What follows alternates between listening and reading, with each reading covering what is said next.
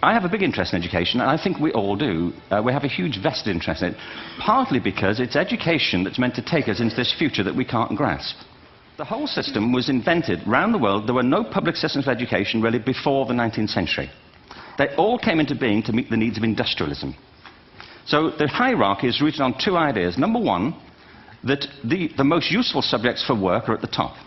So you were probably steered benignly away from things at school when you were a kid, things you liked, on the grounds you would never get a job doing that. Is that right? Don't do music, you're not going to be a musician. Don't do art, you won't be an artist. Benign advice. Now, profoundly mistaken.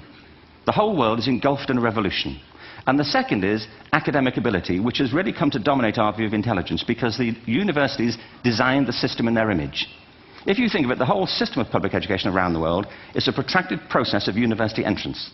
I believe our only hope for the future is to adopt a new conception of human ecology, one in which we start to reconstitute our conception of the richness of human capacity.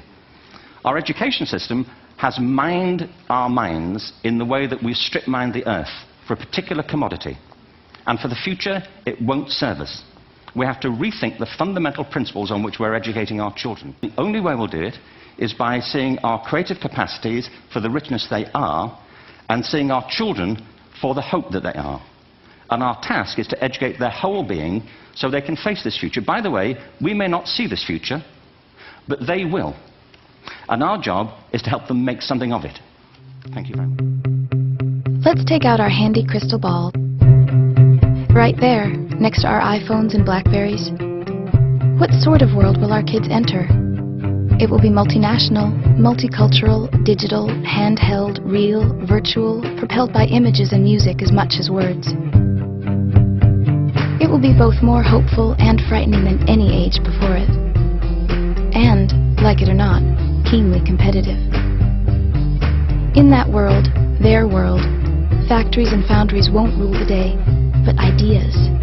Unshackled, integrated, 360-degree imagination. So, we have to ask ourselves, is now the time to pull the plug on arts in schools? The arts, which enhance every aspect of education, from reading and math to critical thinking, social skills and motivation. The arts, where dance, drama, music and motion help young children turn the ABCs into actual literacy. The arts, often the final link tethering at-risk kids to school. Arts woven through a curriculum change have to into want to, and create places of teacher innovation, community engagement, spirit, and common ground.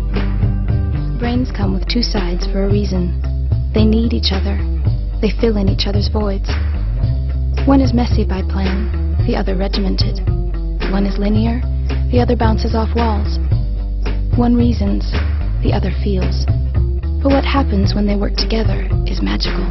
Magical enough to make kids connect, achieve, aspire, succeed. In a future that needs the full measure of our thinking, we can't leave kids half-interested, half-motivated, half-engaged, half-ready. Remember the right brain. It's not an education without it. The Right Brain Initiative.